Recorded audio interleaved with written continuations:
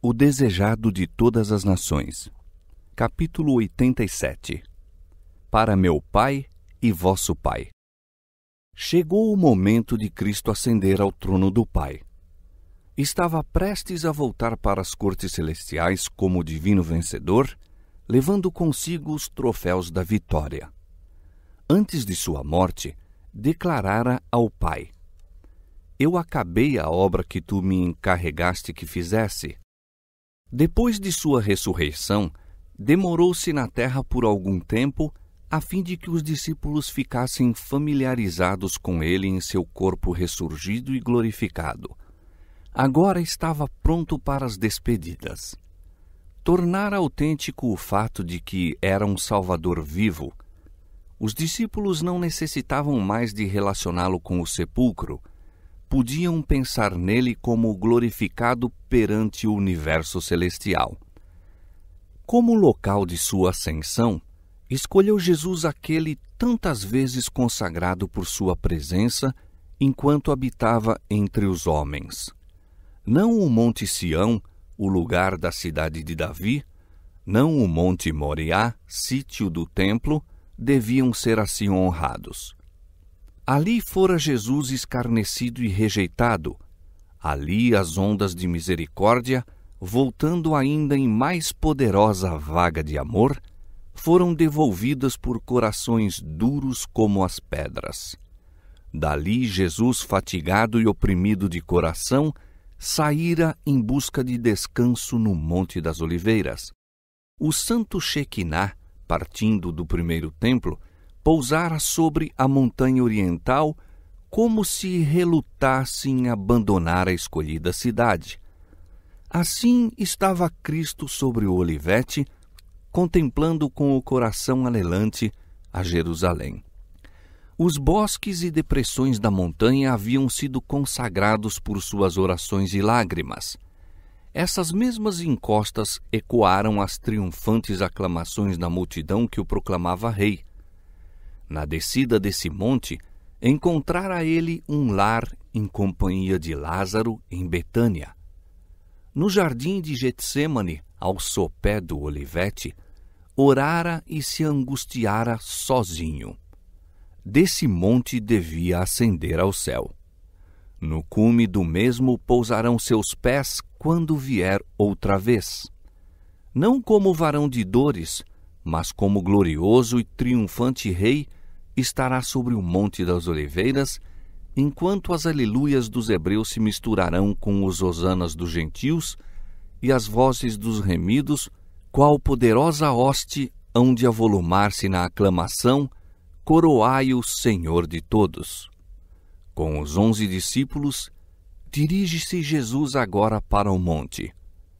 Ao passarem pela porta de Jerusalém, muitos olhares curiosos seguem o pequeno grupo, chefiado por aquele que, poucas semanas antes, fora condenado pelos principais e crucificado. Não sabiam os discípulos que essa seria sua última entrevista com o Mestre. Jesus passou o tempo em conversa com eles, repetindo as anteriores instruções.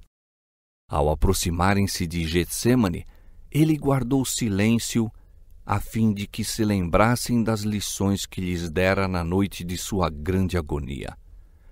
Olha outra vez para a videira pela qual representara a união de sua igreja consigo e com o Pai. Repetiu as verdades que então desdobrara. Tudo quanto o rodeava eram recordações de seu não retribuído amor. Os próprios discípulos, que tão caros lhe eram ao coração, na hora de sua humilhação, o vituperaram e abandonaram. Por 33 anos peregrinara Cristo na terra. Suportara-lhe o desdém, o insulto e a zombaria. Fora rejeitado e crucificado. Agora, quando prestes a ascender para seu trono de glória, ao repassar as ingratidões do povo que viera salvar, não retiraria dele sua simpatia e amor? Não se concentrariam seus afetos naquele reino onde era apreciado e onde imaculados anjos esperavam suas ordens para as cumprir? Não. Eis sua promessa aos amados que deixa na terra. Eu estou convosco todos os dias, até a consumação dos séculos. Chegando ao Monte das Oliveiras, Jesus vai abrindo caminho até o cume, a vizinhança de Betânia. Ali se detém e os discípulos reúnem-se-lhe em torno. Raios de luz parecem irradiar-lhe do semblante enquanto os contempla amorosamente. Não lhes lança em rosto suas faltas e fracassos. As derradeiras palavras que lhe chegam aos ouvidos, vindas dos lábios do Senhor, são da mais profunda ternura.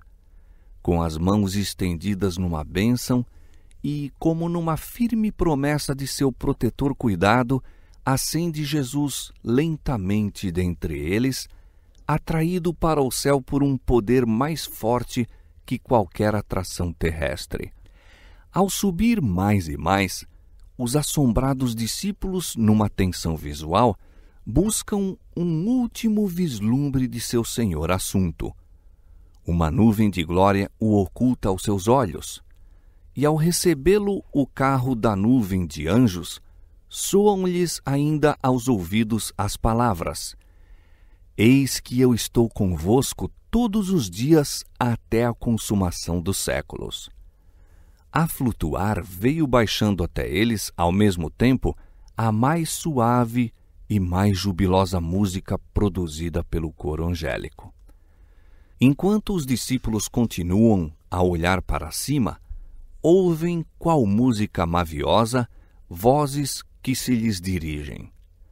Voltam-se e veem 2 anjos em forma humana, os quais lhes falam, dizendo: Varões galileus, por que estás olhando para o céu? Esse Jesus que dentre vós foi recebido em cima no céu, há de vir assim como para o céu o vistes ir. Esses anjos eram do grupo que estivera esperando numa nuvem brilhante para acompanhar Jesus à morada celestial. Os mais exaltados dentre a multidão angélica eram os 2 que foram ao sepulcro na ressurreição de Cristo e com ele estiveram durante sua vida na terra. Ardente era o desejo com que o céu aguardava o fim de sua estada num mundo manchado pela maldição do pecado. Chegara agora a ocasião de o universo celestial receber o seu rei. Não ansiariam os 2 anjos unir-se à multidão que saudava a Jesus? Em simpatia e amor pelos que ele deixara, porém, ficaram para os confortar. Não são porventura todos espíritos ministradores, enviados para servir a favor daqueles que hão de herdar a salvação? Cristo ascendera ao céu na forma humana. Os discípulos viram a nuvem recebê-lo. O mesmo Jesus que andara e falara e orara com eles, aquele que partira com eles o pão, que com eles estivera nos botes no lago, e que fizeram com eles naquele mesmo dia a penosa subida do Olivete, o mesmo Jesus fora agora para partilhar do trono do Pai. E os anjos lhes asseguraram que aquele mesmo que viram subir ao céu voltaria outra vez assim como subira. Virá com as nuvens e todo o olho o verá. Porque o mesmo Senhor descerá do céu com alarido e com voz de arcanjo e com a trombeta de Deus, e os que morreram em Cristo ressuscitarão. Quando o Filho do Homem vier em sua glória, e todos os santos anjos com ele, então se assentará no trono da sua glória.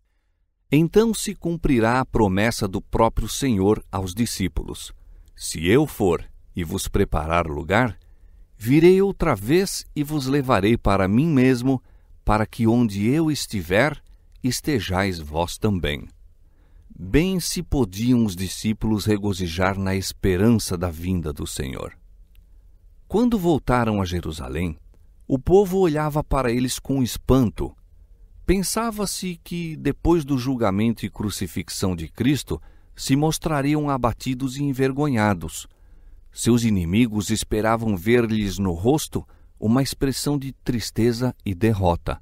Ao invés disso, havia simplesmente alegria e triunfo. Sua fisionomia era iluminada por uma felicidade que não provinha da terra. Não lamentavam malogradas esperanças, mas estavam cheios de louvor e ações de graças a Deus. Com regozijo contavam a maravilhosa história da ressurreição de Cristo e de sua ascensão ao céu, e seu testemunho foi recebido por muitos. Não mais tinham os discípulos qualquer desconfiança do futuro. Sabiam que Jesus estava no céu e que continuavam a ser o objeto de seu compassivo interesse. Sabiam que tinham um amigo junto ao trono de Deus e estavam ansiosos por apresentar ao Pai suas petições em nome de Jesus. Em solene respeito, curvavam-se em oração, repetindo a firme promessa: tudo quanto pedirdes a meu Pai em meu nome, ele vo-lo-á de dar. Até agora nada pedistes em meu nome. Pedi e recebereis, para que o vosso gozo se cumpra.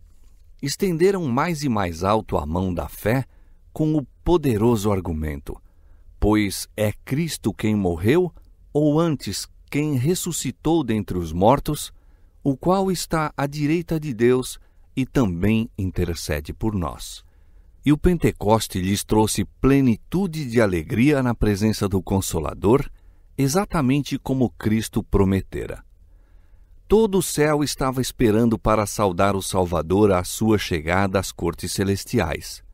Ao ascender, abriu ele o caminho e a multidão de cativos libertos à sua ressurreição o seguiu. A hoste celestial, com brados de alegria e aclamações de louvor e cântico celestial, tomava parte na jubilosa comitiva. Ao aproximar-se da cidade de Deus, cantam como em desafio os anjos que compõem o séquito. Levantai, ó portas, as vossas cabeças. Levantai-vos, ó entradas eternas, e entrará o Rei da Glória. Jubilosamente respondem as sentinelas de guarda: quem é este Rei da Glória? Isto dizem elas, não porque não sabiam quem ele é, mas porque querem ouvir a resposta do exaltado louvor. O Senhor forte e poderoso, o Senhor poderoso na guerra. Levantai, ó portas, as vossas cabeças, levantai-vos, ó entradas eternas, e entrará o Rei da Glória. Novamente se faz ouvir o desafio: quem é este Rei da Glória? Pois os anjos nunca se cansam de ouvir o seu nome ser exaltado. E os anjos da escolta respondem: o Senhor dos exércitos, ele é o Rei da Glória. Então se abrem de par em par as portas da cidade de Deus, e a angélica multidão entra por elas, enquanto a música prorrompe em arrebatadora melodia. Ali está o trono e ao seu redor o arco-íris da promessa. Ali estão querubins e serafins, os comandantes das hostes celestiais, os filhos de Deus, os representantes dos mundos não caídos acham-se congregados. O conselho celestial, perante o qual Lúcifer acusara a Deus e a seu filho, os representantes daqueles reinos imaculados sobre os quais Satanás pensara estabelecer seu domínio, todos ali estão para dar as boas-vindas ao Redentor. Estão ansiosos por celebrar-lhe o triunfo e glorificar seu rei. Mas ele os detém com um gesto. Ainda não. Não pode receber a coroa de glória e as vestes reais. Entra à presença do Pai. Mostra a fronte ferida, o alanceado flanco, os dilacerados pés. Ergue as mãos que apresentam os vestígios dos cravos. Aponta para os sinais de seu triunfo. Apresenta a Deus o molho movido, aqueles ressuscitados com ele como representantes da grande multidão que há de sair do sepulcro por ocasião de sua segunda vinda. Aproxima-se do Pai, em quem há alegria a cada pecador que se arrepende, que sobre ele se regozija com júbilo. antes que os fundamentos da terra fossem lançados, o Pai e o Filho se haviam unido num concerto para redimir o homem, se ele fosse vencido por Satanás. Haviam-se dado as mãos num solene compromisso de que Cristo se tornaria o fiador da raça humana. Esse compromisso cumprira Cristo. Quando sobre a cruz soltara o brado, "Está consumado", dirigia-se ao Pai. O pacto fora plenamente satisfeito. Agora ele declara: "Pai, está consumado. Fiz, ó meu Deus, a tua vontade. Concluí a obra da redenção. Se a tua justiça está satisfeita, quero que, onde eu estiver, também eles estejam comigo." Ouve-se a voz de Deus proclamando que a justiça está satisfeita. Está vencido Satanás. Os filhos de Cristo que lutam e se afadigam na terra são agradáveis no amado. Perante os anjos celestiais e os representantes dos mundos não caídos, são declarados justificados. Onde ele está, ali estará a sua igreja. A misericórdia e a verdade se encontraram, a justiça e a paz se beijaram. Os braços do Pai circundam o Filho e é dada a ordem, e todos os anjos de Deus o adorem.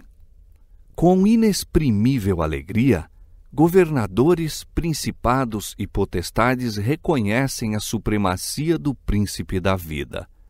A hoste dos anjos prostra-se perante ele, ao passo que enche todas as cortes celestiais a alegre aclamação. Digno é o Cordeiro que foi morto de receber o poder e riquezas e sabedoria e força e honra e glória e ações de graças. Hinos de triunfo misturam-se com as músicas das harpas angélicas, de maneira que o céu parece transbordar de júbilo e louvor. O amor venceu. Achou-se a perdida.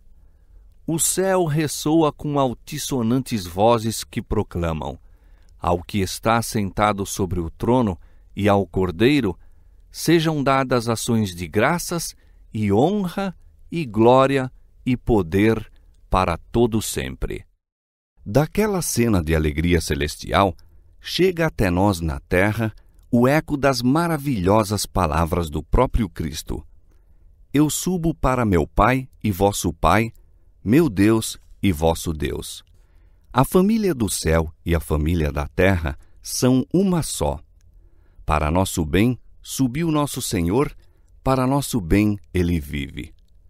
Porquanto pode também salvar perfeitamente os que por ele se chegam a Deus, vivendo sempre para interceder por eles.